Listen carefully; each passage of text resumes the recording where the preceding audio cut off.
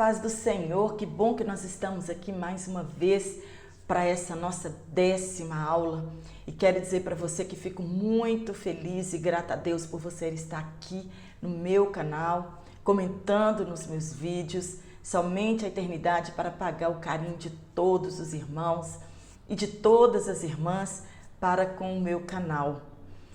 E eu sou Jane Martins de Souza, professora e superintendente de Escola Bíblica Dominical. E fique comigo até o final desta aula e hoje nós vamos aprender um assunto maravilhoso e de máxima importância para a nossa vida pessoal e para a nossa vida familiar. Hoje na lição de número 10 nós vamos falar sobre ética cristã e vida financeira. Quando nós falamos de dinheiro, muitas pessoas têm problemas com esta moeda. Muitas pessoas têm problema para administrar a sua vida financeira.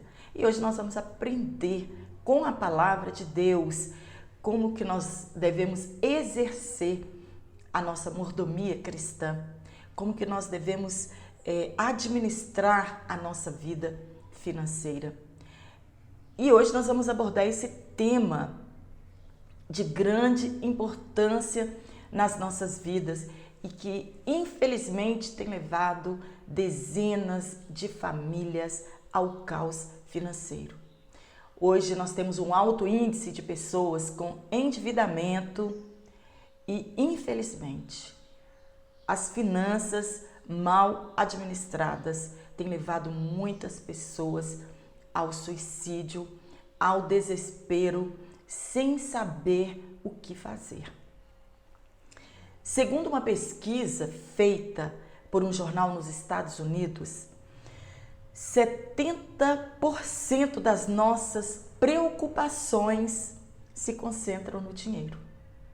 O nosso dia a dia, na maioria das vezes, nós estamos pensando nisso, preocupado o que fazer, como pagar nossas contas, o que comprar, o que não comprar. Então, esta pesquisa aponta que 70% das nossas preocupações estão em volta do dinheiro.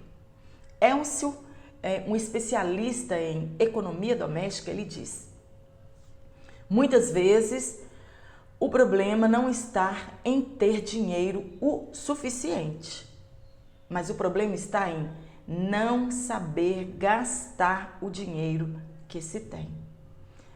Às vezes as pessoas imaginam, a solução é ter muito dinheiro. Não. Elcio descobriu que o problema não é ter dinheiro suficiente, mas é não saber administrar o quanto nós temos, o quanto nós recebemos pelo nosso trabalho nos finais dos meses. E é isso que nós precisamos aprender com a palavra de Deus. Na lista das causas de conflito no casamento, o desequilíbrio financeiro, ele encontra-se como um dos principais problemas entre os casais. Fatores de ordem econômica, eles podem desestabilizar um bom relacionamento conjugal. Não é só a mulher que gasta muito, mas também o homem que gasta muito, que tem impulso para as compras, para fazer dívidas, filhos que deixam a família em uma situação difícil. Então nós precisamos administrar, segundo a orientação bíblica, a nossa vida financeira. O segredo, às vezes, não é ganhar muito, Às vezes nós podemos pensar, se eu ganhasse muito dinheiro, talvez minha vida seria diferente. Mas nós conhecemos pessoas que ganham muito dinheiro e não fazem a mordomia, do seu dinheiro, não administram bem o seu dinheiro de acordo como deve ser administrado, como deve ser gasto o seu dinheiro e quais são as nossas prioridades. Mas nós precisamos administrar o que nós temos, o que nós ganhamos com sabedoria. O que não pode faltar são as anotações, um controle precisamos ter um caderninho de anotações, precisamos ter uma agenda onde nós computamos os nossos gastos e as nossas despesas. Nós precisamos ter uma boa calculadora, né? Foi isso que o nosso comentarista colocou na nossa lição. Papéis, anotações, uma boa calculadora e controlar o que nós ganhamos. Se eu gastar R$10 acima da minha renda, eu vou entrar num descontrole total das minhas dívidas e das minhas prioridades. Então, eu preciso fazer anotações ao longo do mês. Tudo que nós gastamos precisa ser anotado, precisa ser controlado. Olha, cheques, cartões de crédito, que na verdade não são créditos, são débitos. Eu estou fazendo uma dívida para pagar para o próximo mês, né? Na verdade, cartão de crédito é o cartão de débito que nós usamos. É um crédito que eu tenho em minha conta pessoal. E às vezes nós não usamos com sabedoria aquele pedacinho de plástico que nos dá limite, né? Por isso que fala, você tem um limite, é só até ali que você pode gastar. E às vezes o limite do cartão é maior do que a nossa renda. E aí nós imaginamos, porque eu tenho renda, limite no meu cartão, mas eu não tenho renda suficiente, eu posso estourar o limite do meu cartão. E vemos pessoas afundadas em parcelamentos de cartão de crédito, em juros altíssimos, e aí a vida vira um caos financeiro. Crediários, financiamentos longos, isso tem levado muitas pessoas a afundar na sua vida financeira. E quando a nossa vida financeira ela não está legal, ela não está boa, outras coisas, outras áreas das nossas vidas também, elas vão ficando difíceis. Quanta facilidade! Isso é chamado mundo das ilusões. E a todo momento os comerciais, eles nos estimulam a comprar. Eles nos estimulam a ir aos seus estabelecimentos. Então, as propagandas são: venha, compra, adquira, seja feliz, né? Satisfaça os seus desejos, tenha uma vida de prazer. Consumismo exacerbado, ele é chamado de mundo das ilusões. É um apelo constante ao consumismo. E todas as vezes nós vemos, é o último modelo, é lançamento, você precisa ter, e a nossa vaidade faz com que nós vamos atrás disso sem primeiro observar como que está a nossa vida financeira. E muitos, infelizmente, têm caído nesta rede de consumo e compramos às vezes que nem precisamos. Às vezes eu tenho a mania, né, de dizer em algum lugar que eu vou olhar alguma coisa e as pessoas me perguntam: Jane, o que você está precisando? De nada. Estou aqui apenas por compulsão. E às vezes nós não estamos precisando de nada. Nós compramos porque os nossos olhos veem, são atraídos pelos comerciais, são atraídos pelas vitrines e, infelizmente, muitas pessoas têm atropelado a sua vida financeira com o consumismo sem limite. E nós não podemos cair nesta armadilha. Precisamos pedir sabedoria ao Espírito Santo para que nós possamos administrar com sabedoria todos os nossos bens. Nós temos um desejo de consumir muito grande e a compulsão por compras tem destruído a vida financeira de muitas pessoas. Mas a nossa vida cristã, ela deve ser pautada pelo equilíbrio. O cristão, ele precisa ter uma vida equilibrada. Nós não podemos ir para os extremos, nem muito, nem pouco, né? Mas uma vida de equilíbrio. É o que Jesus nos ensinou. O que nos leva ao descontrole financeiro? A Bíblia Sagrada, além dos conselhos práticos que ela nos dá, né, porque a palavra de Deus, ela é a regra de fé, ela é a bússola que orienta a nossa vida espiritual, ela tem conselhos para todas as áreas de nossas vidas. Nela também nós encontramos conselhos práticos para se ter uma vida financeira equilibrada. A nossa vida financeira, ela precisa estar em equilíbrio com a nossa renda. Nós não podemos consumir ou desejar aquilo que está além da nossa renda. E é sobre isso que nós vamos falar hoje. Desde os primórdios, desde a queda, quando o pecado entrou no mundo, nós lemos nas Escrituras Sagradas que o homem, ele sempre teve desejo por isso. O dinheiro sempre foi uma das causas da disputa, né? O poder, o desejo de ter. Ele entrou no mundo, no coração das pessoas, e desde que o pecado entrou, isso acontece na vida do homem e da mulher. O que nós não podemos esquecer é que Deus é o nosso provedor. A Ele pertence o ouro e a prata. Está em Ageu, capítulo 2, versículo 8. E Deus permite ter quem Ele quer e quem lhe apraz. Isso nós não podemos discutir com o nosso Deus. E quando nós lemos a palavra sagrada, nós vemos diversos homens que ficaram aflitos com isso por ver o ímpio prosperar e a vida dele financeira está um caos. Ele está vendo o ímpio ter sucesso, os filhos ter melhor escola, eles têm o melhor carro, a melhor casa.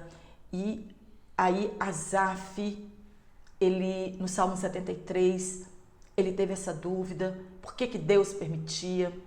No Salmo 49, nós vemos também o escritor deste salmo questionando com Deus por que o ímpio prospera e o cristão, né, o crente, a vida dele continua aquela rotina, a mesma coisa. Deus, ele distribui como ele quer. E hoje nós vamos aprender que quando Deus dá para alguém, qual é o motivo disso e para que servem as nossas riquezas. Então, isso é permissão de Deus, não é vontade de Deus, isso é permissão de Deus. E desde o Antigo Testamento nós lemos que quando Deus disse, olha, os pobres vocês terão sempre no meio de vós. E no Novo Testamento Jesus também disse a mesma coisa. Os pobres vocês terão sempre no meio de vós. Vocês podem ajudá-los sempre, porque eles sempre vão existir. Só que com uma diferença. De tudo isso que Deus tem nos dado, tanto aos cristãos como aos ímpios, todos nós prestaremos contas a Deus daquilo que Ele colocou em nossas mãos, de como que nós administramos os nossos bens, de tudo aquilo que Ele confiou a nós, Ele um dia vai prestar contas. Está em Mateus capítulo 25, versículo 19. Aqui Jesus está falando a respeito da parábola dos 10 talentos. Que o Senhor daquela terra foi para muito longe, distribuiu os talentos de conformidade com a capacidade com que cada um tinha e depois ele voltou para que eles prestassem conta daquilo que o Senhor tinha entregado em suas mãos. E desta mesma forma, Deus fará também conosco. Nós teremos que prestar conta do bem que Ele colocou em nossas mãos. Se fizemos para o bem ou se fizemos para o mal. E nós precisamos administrar com sabedoria tudo aquilo que Deus colocou em nossas mãos, seja pouco ou muito. Ali o Senhor daquelas terras, Ele deu 5 talentos para um e para o último Ele deu 1 talento. E nós vemos que o que ganhou os 5 talentos granjeou mais 5, o que ganhou 1 talento, não granjeou nada com ele. Todos nós, ganhamos pouco ou ganhando muito, nós prestaremos conta do que nós fizemos com os bens que Deus colocou em nossas mãos. Segundo a nossa capacidade, Deus tem nos dado bens, Deus tem nos dado bênçãos. No nosso primeiro tópico, nós vamos falar sobre uma teologia para a vida financeira. Ter equilíbrio financeiro não é ser necessariamente rico. Nós já falamos a respeito. Pois ele foge dos extremos da riqueza e da pobreza. Você pode ganhar pouco e ter equilíbrio financeiro.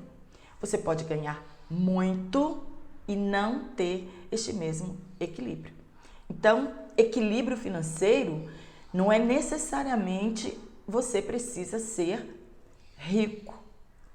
E esse equilíbrio, ele ainda nos permite ter uma vida desprovida de preocupações. Se você está com a vida equilibrada, você não terá muitas preocupações. No ponto 1, vida financeira equilibrada. Para nós termos uma vida financeira equilibrada, é como nós já falamos. Eu preciso de um bloquinho de anotações, não precisa ser uma agenda cara, pode ser uma caderneta simples, uma boa caneta e uma boa calculadora, para que estejam anotadas ali tudo o que nós ganhamos e com o que nós podemos gastar. Isso é ter uma vida financeira equilibrada. Alguns às vezes acham impossível ter uma vida financeira equilibrada ou ficam se perguntando como algumas pessoas que ganham tanto estão endividadas e outras ganham tão pouco e vivem de uma forma quieta. Isso chama equilíbrio.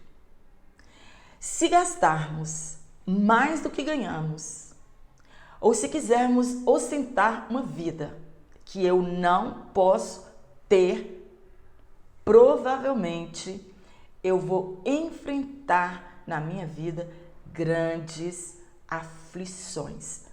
Porque infelizmente tem pessoas que têm mania que, se o vizinho trocar de carro, ele não quer saber da condição dele, ele também quer trocar de carro. Se o vizinho pinta a casa, ele também pinta a casa. Ele nunca quer ficar menos do que ninguém. E infelizmente muitas pessoas vão se embaraçando financeiramente devido a estas coisas. E nós não precisamos estar endividados desnecessariamente. Eu preciso ter equilíbrio na minha vida financeira. O dinheiro, ele é um bem necessário. Tem até um ditado que as pessoas dizem assim: dinheiro não traz felicidade para ninguém. Aí o outro diz: então me dá o seu dinheiro para me ser feliz. O dinheiro, ele é um bem necessário. O que eu não posso fazer, o que eu não posso permitir na minha vida é que ele seja o meu Deus, que eu o adore, que eu o venere. Está em Eclesiastes capítulo 5, versículo 10. Diz que quem amar o dinheiro nunca se fartará dele. Não, mas eu tenho 2 empregos, eu trabalho muito, eu sacrifico o meu sábado, eu sacrifico o meu domingo, eu sacrifico as minhas noites para o bem da minha família, para que nós tenhamos muito. Mas em Eclesiastes está dizendo que quem ama o dinheiro nunca se fartará dele. Por quê? Que este escritor disse isso? Porque o dinheiro e a abundância por si só do dinheiro não dão sentido à nossa vida e não podem promover a verdadeira felicidade. Encontramos pessoas que têm tudo na vida e não são felizes. Encontramos pessoas que têm tudo na vida e tiram as suas próprias vidas. E nós pensamos, por quê? Se a pessoa tem uma família linda, uma situação financeira equilibrada. O que está acontecendo na vida desta pessoa? Foi o que o escritor de Eclesiastes, ele quis dizer. O dinheiro, ele pode resolver vários problemas, né? Pode trazer muito prazer à vida de quem tem, mas ele não pode promover a verdadeira felicidade. Ele não pode dar real sentido às nossas vidas. E sobre isso é que muitas pessoas têm tirado as suas vidas.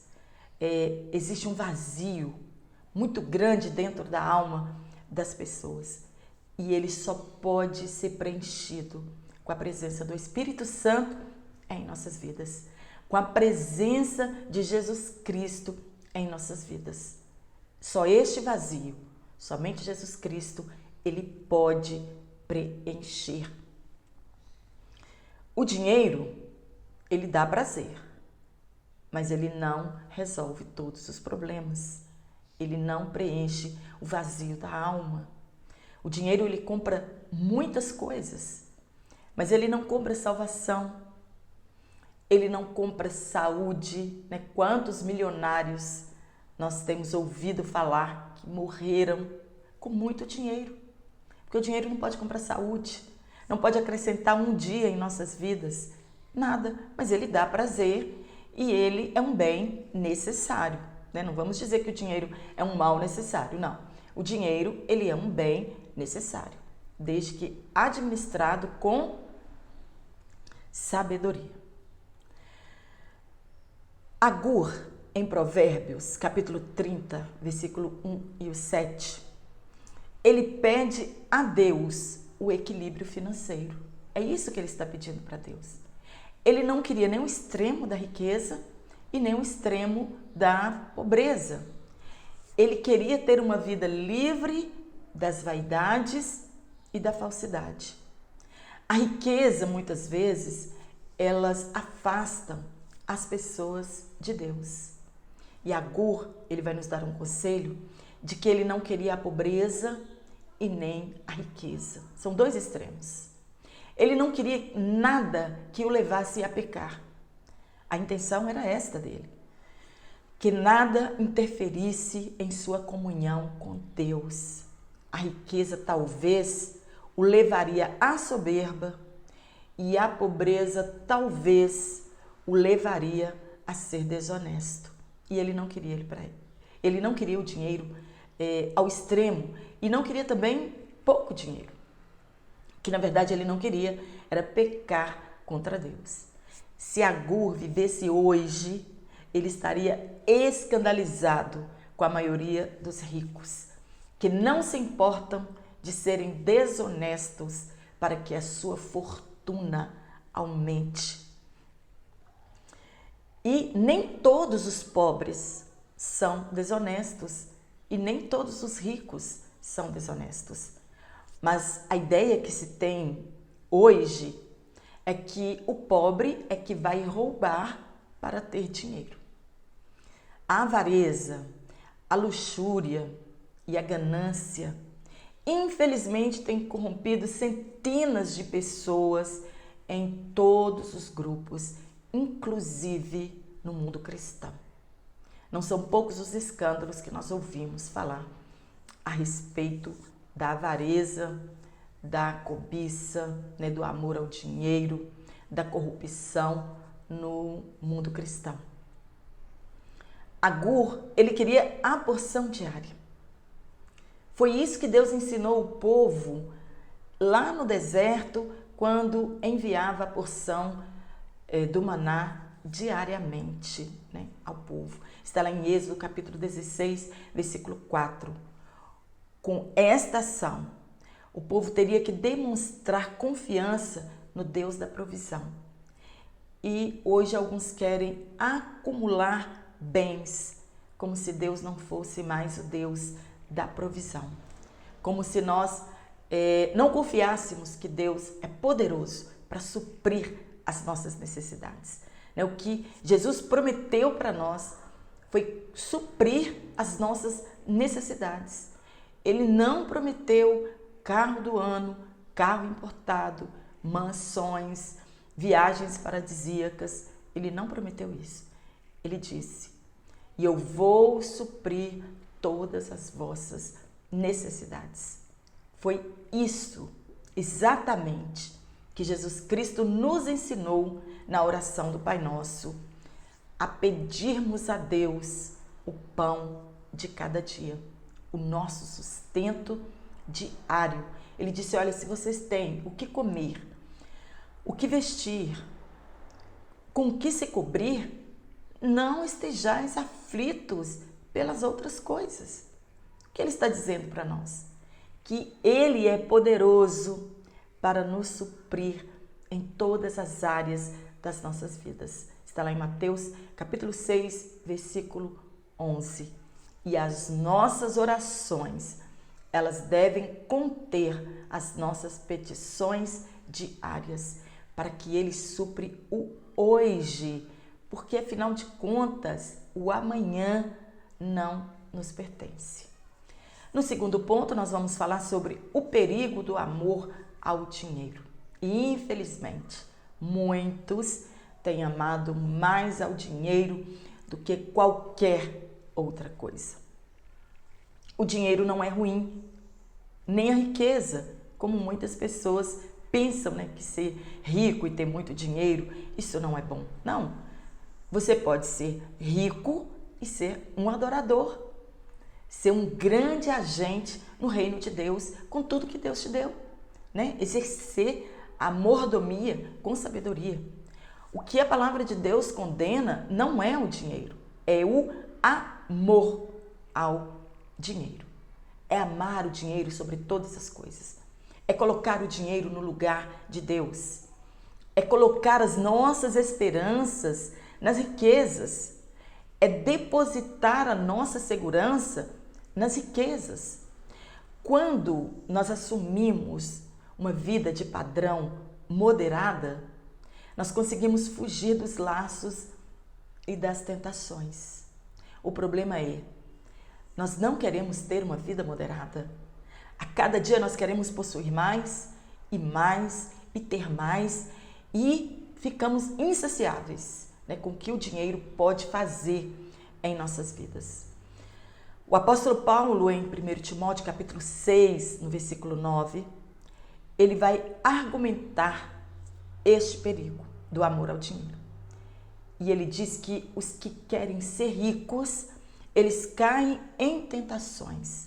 Hoje, as pessoas querem ficar ricas a qualquer preço, independentemente de que isso vá transgredir as leis morais de Deus, de que isso vá transgredir a palavra de Deus, de que isso vai transgredir a nossa dignidade, o nosso caráter, né? É um desejo insaciável pela busca da realização financeira.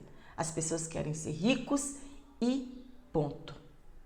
O que nós podemos dizer dos políticos que quebraram o nosso país, não se importando com os menos favorecidos?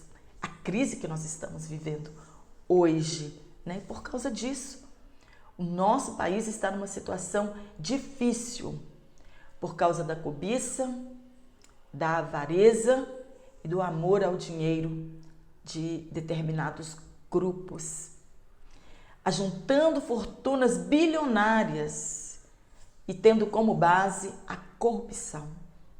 Carros de luxo, viagens paradisíacas, roupas caríssimas, joias raras e caríssimas, hotéis de luxo, aviões.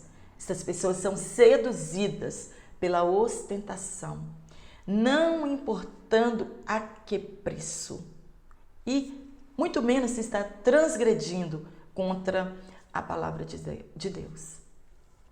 E o que dizer dos líderes religiosos que negociam o dinheiro das suas igrejas com o objetivo de ficarem ricos, né? Da riqueza ser pessoal, não importando com o que o Deus está pensando a respeito dele. O que ele quer é satisfazer os seus desejos, o desejo de luxúria, de avareza, de ganância. O que eles querem, na verdade, é serem ricos. E não são poucos escândalos que nós conhecemos a este respeito. A cobiça, ela faz com que as pessoas se corrompam, amam o dinheiro e a busca insaciável e avarenta das riquezas. Diz a palavra de Deus que esta avareza, esta cobiça pelo dinheiro, ela é identificada como idolatria.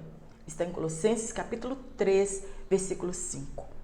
E esta busca desenfreada está escravizando centenas de pessoas, e por que não dizer milhares de pessoas. Não podemos servir a dois senhores. Jesus disse isso. Está em Mateus capítulo 6, versículo 24. Ou vamos agradar um, ou vamos desagradar ao outro. Esta busca, ela faz com que nós percamos a comunhão com Deus. Não temos tempo mais, para nossa meditação diária, para ler a palavra, estudar a palavra, estarmos presentes nos cultos, porque os compromissos nos impedem de agir desta forma. E muitos são impedidos de serem libertos. Para Jesus Cristo, as riquezas, elas são obstáculos para a salvação. Elas não impedem, mas elas são obstáculo para a maioria das pessoas chegarem a Deus. Enganam as pessoas, as fazendo acreditar que por elas terem dinheiro, elas não precisam de Deus. E nesta luta de acumular riquezas, as suas vidas espirituais, elas vão fracassando. Está em Lucas capítulo 8, versículo 14, onde Jesus está falando a respeito da parábola da semente, que é a palavra de Deus, que ela caiu entre os espinhos, que é o problema do dinheiro, Aí vai vindo as aflições da vida, o dinheiro, e vai sufocando a palavra de Deus em nossos corações. Também nós temos o exemplo do jovem rico, que ele queria ser perfeito, e Jesus disse para ele, então vá, vende tudo o que você tem e distribua para os pobres. E aquele jovem foi embora triste. Está em Lucas capítulo 18, versículo 23. E Judas Iscariotes, que traiu a Jesus. E nem foi por tanto dinheiro assim, Nós temos nele um exemplo de que a cobiça e a avareza, às vezes é por uma quantia muito grande, às vezes por uma quantia menor. Mas ele já roubava a bolsa, Pois ele era o tesoureiro daquele grupo de 12, dos 12. Está em Lucas capítulo 22, versículo 3 a 6. E Ananias e Safira, com desejo de prestígio, de fama, de reconhecimento pessoal, negligenciaram a sua riqueza e foram punidos por Deus para servirem de exemplo para aquela igreja que estava se formando. Está em Atos capítulo 5, versículo 1 a 5. Se eles dessem o dinheiro ou não desse o dinheiro, não haveria pecado se eles não vendessem a sua propriedade para cumprir a necessidade daquela época. Pois ninguém foi obrigado a vender as suas propriedades. Todos fizeram isso por fé. O problema foi a intenção deles. Nós não podemos valorizar mais o dinheiro do que a nossa salvação. Com o surgimento da teologia da prosperidade no século XX, o surgimento das megas igrejas nos canais televisivos passou a ensinar que o cristão não pode ser pobre, não pode adoecer. O que é teologia da prosperidade? Ela é também conhecida como Evangelho da Prosperidade. É uma doutrina religiosa cristã que defende que a bênção financeira é o desejo de Deus para os cristãos. e que a fé desse discurso deles, né? Eles acreditam nisso. E o discurso positivo também influenciam as pessoas neste argumento. E as doações para os ministérios cristãos, baseado nisso, nessa teologia, elas irão sempre aumentar a riqueza material do fiel. Esse é o argumento da teologia da prosperidade e tem inflamado e adoecido muitas pessoas, infelizmente. Baseado em interpretações não tradicionais da Bíblia, geralmente com ênfase no livro de Malaquias. A doutrina da prosperidade interpreta a Bíblia como um contrato entre Deus e os humanos. Se os humanos tiverem fé em Deus, Ele irá cumprir suas promessas de segurança e prosperidade. A Bíblia para eles é vista como um contrato de fé entre Deus e os crentes. Deus é entendido como fiel e justo. Então, os crentes devem cumprir a sua parte do contrato para receber as promessas de Deus. É você dar e recebe em dobro. Isso leva à crença, à confissão positiva, que não é fé, que é uma doutrina segundo a qual os crentes podem reivindicar o que quiserem de Deus, simplesmente falando. Não seja manipulado por esta teologia. Infelizmente, muitos crentes estão sendo manipulados por essa teologia da prosperidade. Muitos estão sendo decepcionados. Nós vemos pessoas doando carro e casas com a intenção de receberem 100 vezes tanto. Queremos ser ricos como Abraão, mas nós não queremos sacrificar o nosso Isaac. A mordomia cristã, ela implica em instruir ao cristão quanto ao modo ético e decente e correto de lidar com o dinheiro. Não é fácil lidar com dinheiro, seja pouco ou seja muito, não é fácil. Devemos pedir a Deus sabedoria, orientação para lidarmos com a nossa vida financeira. O cristianismo, ele é feito com dinheiro. Ele é feito com coisas materiais. O cristianismo, ele se preocupa com o modo que ganhamos nosso dinheiro e também como nós o utilizamos. Preciso ter a consciência que todo o dinheiro que eu tenho ganhado até aqui, ele é lícito, foi de forma honesta, foi de forma correta, e então eu posso contribuir com o reino de Deus para o crescimento deste reino com o meu dinheiro que ganhei honestamente. E principalmente ter a consciência de que eu não defraudei a ninguém. No segundo tópico, nós vamos falar sobre meios honestos para ganhar dinheiro. Às vezes nós encontramos pessoas que dão desculpa, que estão levando uma vida de corrupção, de trambique, de trapaça, porque não encontrou uma forma honesta de ganhar dinheiro. Não se deixe enganar. Ser honesto é a característica do que é decente, do que tem pureza e é moralmente irrepreensível. Hoje, ser honesto vira notícia de televisão. Não pegar o que te pertence, pagar suas contas em dias, muitos buscam louvor para isso. Não estamos fazendo mais do que o nosso dever, do que a nossa obrigação. Porque nós devemos honrar com os nossos compromissos.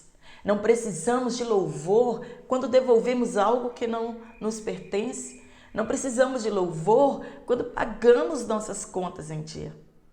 Isso é nosso dever, a nossa obrigação e deve fazer parte do nosso caráter, a honestidade. E hoje isso está virando motivo de notícia. As pessoas esperam louvor porque elas são corretas com as suas coisas. Nós, todas as pessoas, independente de religião, devemos honrar os nossos compromissos. Alguns defendem a pirataria como uma forma lícita de ganhar dinheiro. A propina lícita como forma de encurtar o caminho para chegarmos até a fortuna. Aquele jeitinho de brasileiro, que nós chamamos de jeitinho brasileiro e que na verdade é uma forma de desonestidade e que infelizmente muitos cristãos têm entrado por este caminho. Não administram bem as suas finanças, não buscam orientação do Espírito Santo de Deus para administrar a sua vida financeira. Muitos cristãos estão com seus nomes no SPC, no Serasa, cartões bloqueados, nome sujo, cheques devolvidos e estão achando que está tudo bem. E aí eu te pergunto, isso pode acontecer em nossas vidas? Sim, desde que seja um imprevisto que aconteceu em nossas vidas, que nos pegou de surpresa, mas o cristão, a pessoa de caráter honesta, ela procura todos os seus credores, vai justificar e leve o tempo que levar, ela pagará todas as suas dívidas. Esse deve ser o procedimento correto de um cristão, de um cidadão do céu, de uma pessoa que tem caráter, seja ela cristã ou não. É o nosso dever pagar as nossas dívidas. Existem pessoas que esperam sua dívida prescrever, no SPC, passar aqueles 5 aninhos e ela acha que ela ficou livre da sua dívida. O tempo não paga as nossas dívidas. O que paga as nossas dívidas é o nosso dinheiro. E o cristão, ele não pode aceitar isso na sua vida. Zaqueu, quando encontrou com Cristo, ele refez o seu caminho de volta e disse a Jesus: se eu tenho defraudado alguém, eu vou pagar até 4 vezes mais. E nós cristãos devemos ter a mesma postura. Voltar onde erramos e pagarmos as nossas dívidas. A quem nós estamos devendo? A Bíblia diz que nós podemos dever às pessoas somente o amor, nada mais. Devemos usar o nosso dinheiro com moderação e com sabedoria. Ganhar dinheiro e ser rico não é pecado, desde que a origem do nosso dinheiro seja legal. O trabalho e o emprego é o modo digno de ganhar dinheiro. O pecado, ele trouxe a consequência do esforço para se adquirir o pão diário. A palavra de Deus fala que é do suor do nosso rosto que nós vamos ganhar o nosso pão diário. E não vendendo a nossa dignidade e manchando o nosso caráter. Está em Gênesis capítulo 3, versículo 19, na parte A. Não podemos nos envolver em contravenção, pois isso é abominação diante de Deus. Está em Provérbios capítulo 11, versículo 1. Aqui fala da balança enganosa. E em Provérbios capítulo 20, versículo 10, fala de 2 pesos e de 2 medidas. E hoje, com a crise instaurada em nosso país, a lei é da oferta. O cristão, ele não pode se aproveitar da crise e ganhar dinheiro oprimindo o necessitado. A palavra de Deus condena veementemente o cristão que faz isso. Não podemos oprimir o necessitado. Vou dar um exemplo para vocês. O bem de uma pessoa vale 100 mil reais. E essa pessoa que está dispondo do seu bem está passando uma dificuldade financeira enorme. E aí você oferece para essa pessoa apenas 70 mil reais, querendo tirar proveito da situação. E aí eu te pergunto, é lícito um cristão fazer isso com alguém? Desvalorizar o bem de alguém para tirar proveito da situação e ganhar dinheiro? Amós capítulo 2, versículo 6. O trabalho, ele é honrado na Bíblia, mas o preguiçoso é advertido e condenado. Tem gente que não gosta de trabalhar e quer explorar os outros querendo dinheiro fácil, às custas da boa-fé dos cristãos. E Paulo vai dar uma notícia não muito boa para essas pessoas. Ele disse, olha, quem não trabalha também não deve comer. Está em Provérbios capítulo 21, versículo 25 e 2 Tessalonicenses capítulo 3, versículo 10. E Paulo mesmo, ele trabalhava para não ser pesado à igreja. Ele sabia que nós precisamos ganhar o nosso dinheiro do nosso trabalho. E como ele não queria ser pesado aos irmãos, ele também fazia tendas. No segundo ponto, nós vamos falar sobre escolarização e mobilidade. Existem pessoas que querem ficar ricas a qualquer preço, mesmo que isso atrapalhe sua comunhão com Deus. A sociedade, ela é formada por classes sociais. Classe alta, classe média e classe baixa, né? Alguns pesquisadores acreditam que a classe média ela está vivendo tempos difíceis e que ela quase nem existe mais. E quando alguém migra de uma classe social, subindo, que é muito bom, ou descendo, que é ruim, chama-se de mobilidade social. E um dos meios para isso, né, porque existem outros meios para se mover de classe social, é a escolarização, ou seja, a educação acadêmica. Ou você pode ser abençoado de tal forma que, mesmo sem escolarização suficiente, você vai migrar de classe social. A escolarização, ela capacita a pessoa profissionalmente e o acesso aos níveis superiores. Então, nós devemos incentivar os nossos filhos, os nossos jovens da igreja para que se esforcem, estudem e façam a diferença neste mundo. Somente assim eles receberão salários dignos e poderão contribuir de fato com o reino de Deus. Nós não podemos achar que porque nós nascemos num lar pobre, nós não possamos alçar voos e sermos abençoados com fruto do nosso esforço, do nosso trabalho, da nossa escolarização. Mas, infelizmente, muitos são enredados com as filosofias. O humanismo secular é uma ameaça ao cristianismo bíblico. Está em Colossenses capítulo 2, versículo 8. Eles creem que os padrões bíblicos, morais, não são absolutos e sim relativos. E o que importa para estas filosofias é o que realmente a pessoa é e o que as fazem felizes. O que te dá prazer que é importante. E aí essas pessoas, esses mesmos jovens, começam a rejeitar os valores cristãos. E quando nós conquistamos estas coisas, migrar de classe social, que não seja para nossa vanglória ou para nós nos considerarmos melhores que os outros. Paulo nos aconselha a considerar os outros superiores a nós mesmos. Está em Filipenses capítulo 2, versículo 3.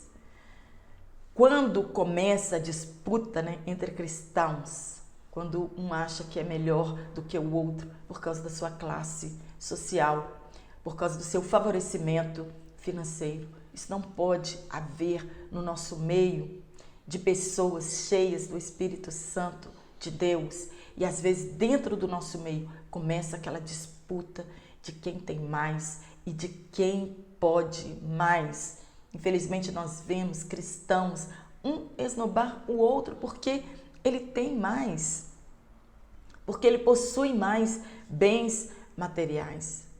Mas nós devemos usar de forma sábia a nossa renda, devemos usar de forma sábia a nossa escolarização, tudo isso para o crescimento do reino de Deus. Haja vista o abandono de muitos cristãos que depois de adquirirem estudo superior, ganharem mais dinheiro, eles abandonam a obra de Deus e não aplicam a sua escolarização e o seu dinheiro para o crescimento do reino de Deus. Dificilmente nossos professores são graduados, mas são homens e mulheres separados e chamados pelo Espírito Santo de Deus, que dedicam as suas vidas, independente do seu grau de estudo, independente da sua situação financeira, pois Deus usa os que se colocam à sua disposição, aqueles que se colocam como vasos nas mãos de Deus para serem usados. Infelizmente, muitas pessoas se acham importantes demais para contribuir com a obra de Deus. Não podemos atentar apenas para o que é meu, mas também devemos buscar o que é de Cristo. Está em Filipenses capítulo 2, versículo 4. E no nosso último tópico, como administrar o dinheiro? Com sabedoria, buscando de Deus sabedoria para administrar o dinheiro. Nós devemos gerir bem as nossas finanças, fazer uma boa gestão financeira. Este é o segredo. E um dos pontos é, primeiro, fidelidade na casa do Senhor. O dízimo deve encabeçar o nosso planejamento de pagamentos, de dívidas, visto que o dízimo ele é a devolução a Deus daquilo que Ele tem dado a nós. Como diz a palavra de Deus, é 10% da nossa renda. Então você não paga dízimo, você devolve a Deus todas as bênçãos que Ele tem te dado para o crescimento do reino de Deus. Não podemos usar o dízimo como uma moeda de troca com Deus, fazer barganha com Deus, Senhor, eu sou fiel, então o Senhor tem que me dar outras coisas baseado naquilo que eu estou dando para o reino de Deus. Me dá isso e eu serei fiel. Jacó, quando ele fez esse propósito, nós devemos observar que ele não pediu riquezas, mas que Deus o abençoasse e o guardasse naquela viagem. Está em Gênesis capítulo 28, versículo 20 ao 22. Há quem diga da ilegalidade do dízimo e criticam os que assim creem. O dízimo, para você que não acredita, ele foi instituído antes da lei, quando Abrão deu dízimo de tudo a Melquisedeque, sacerdote de Salém. Melquisedeque era um tipo de Cristo. Ele foi instituído na lei, quando Moisés no Sinai entregou a lei de Deus para o povo. E ele foi ratificado, foi confirmado no Novo Testamento por Jesus Cristo. Nós podemos ler isso em Gênesis capítulo 14, 18 a 20, sobre Melquisedeque. Malaquias capítulo 3, versículo 7 ao 10, que também fala a respeito do dízimos e das ofertas. Em Mateus capítulo 23, versículo 23 e Lucas capítulo 11, versículo 42. Dízimo e oferta não podem ser devolvidos por obrigação, achando que ele nos fará falta ou com o coração triste. Mas nós devemos ser voluntários e demonstrar nossa gratidão por todas as bênçãos que nós recebemos da parte de Deus. No segundo ponto, nós precisamos estabelecer prioridades. Devemos estabelecer prioridades do que fazer com o nosso dinheiro. Uma família cristã, para ela ser vitoriosa financeiramente, eles devem unir suas rendas juntos e estipularem prioridades. Eles devem traçar metas para suas economias durante todo o ano. Devem sempre ter uma reserva. Mas você vai dizer, como eu vou ter uma reserva se eu ganho pouco? Mesmo quem ganha pouco deve sempre ter uma reserva. Não gastar dinheiro com coisa supérfluas demais. Está em Isaías capítulo 55, versículo 2, na parte A. A palavra de Deus aconselha, não devemos gastar nosso dinheiro com aquilo que não é pão. Quer dizer, com aquilo que não é necessário agora, para não ficarmos em apuros. Devemos separar um pouco para o lazer, mas eu ganho pouco. Queridos, sair de casa e tomar um sorvete na praça é lazer com a família. O lazer, ele não precisa ser necessariamente uma viagem ao exterior ou a uma praia ou a um restaurante caro. Finanças é planejamento, são metas estabelecidas e ponto. O casal, eles não podem fazer dívidas sem que o outro saiba, sem que aquilo não foi calculado, não foi planejado, não foi idealizado, para que você não coloque a sua família em uma situação difícil. Devemos ajudar o nosso próximo com a nossa renda, principalmente os da família e os domésticos da fé. Quando nós lemos, é melhor dar do que receber, muitos interpretam mal este versículo, achando que Deus separou alguns para a glória e outros para a desonra.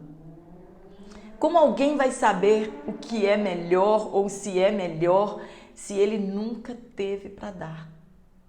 Ajudar alguém financeiramente.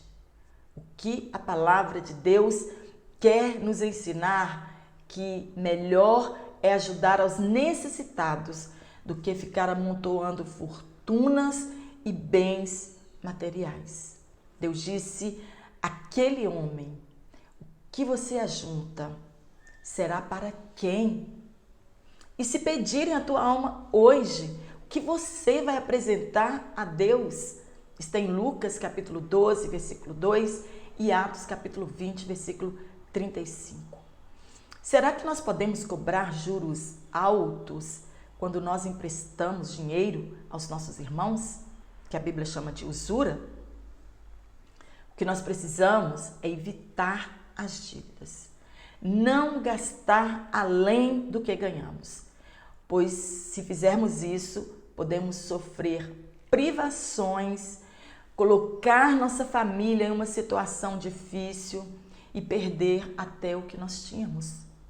E fora que o lar vai ficar em uma situação insustentável. Casamentos são desfeitos por causa de finanças. Homens e mulheres descontrolados levam a sua família ao caos financeiro. Pessoas viciadas em dívidas. Hoje existe até psicólogos que tratam destas pessoas, porque elas são compulsivas, são viciadas em dívidas. O bom mesmo é comprar à vista. Não dever nada a ninguém. Está em Romanos capítulo 13, versículo 8. Mas eu posso comprar uma casa financiada? Eu posso comprar um carro financiado? Então eu não posso comprar nada a prazo? Sim, podemos. Isso não é proibido. Mas desde que tudo esteja dentro das nossas metas. E calculando sempre algum imprevisto. E ainda muito mais. Não podemos ser fiadores. nem de estranhos, nem de ninguém. Pois quando nós somos fiadores, nós estamos afirmando àquele credor que se aquela pessoa não pagar a dívida, eu estou assumindo a dívida desta pessoa. Está em Provérbios capítulo 11, versículo 15. Devemos fugir dos agiotas. Eles não têm misericórdia de ninguém. São taxas altíssimas de juros. Êxodo 22 e 25. E haja o que houver, devemos ser fiéis nos dízimos e nas ofertas. Não podemos ser caloteiros, pois nós representamos aqui o céu. Nós somos embaixadores de Cristo. Nós devemos pagar nossos impostos e isso inclui o IPVA dos nossos carros e outros afins. E devemos pagar o salário dos nossos trabalhadores, se você tem alguém que está a seu serviço. Como cristãos, não podemos defraudar a ninguém. E aos que se convertem ao cristianismo, você deve limpar o seu nome. Nossa imagem, afinal de contas, nós somos aqui peregrinos e estamos refletindo a luz de Cristo em nossas vidas. E somos forasteiros aqui e precisamos, sim, honrar o nome de Jesus. Amém? Espero ter contribuído com você com este comentário. Quero agradecer a todos os irmãos, mandar um abraço carinhoso para todos os irmãos e especialmente eu quero mandar um abraço para o nosso irmão Mauro Lúcio do canal Auxílio ao Mestre, que tem sido um anjo na minha vida. Irmão Mauro, que Deus continue te abençoando grandemente e obrigada por todas as dicas que o Senhor tem dado para o meu canal. E eu aguardo você aqui na minha próxima aula. E se você gostou desta aula, dá um curtir, se inscreva no meu canal e compartilhe em suas redes sociais. Um forte abraço para todos vocês.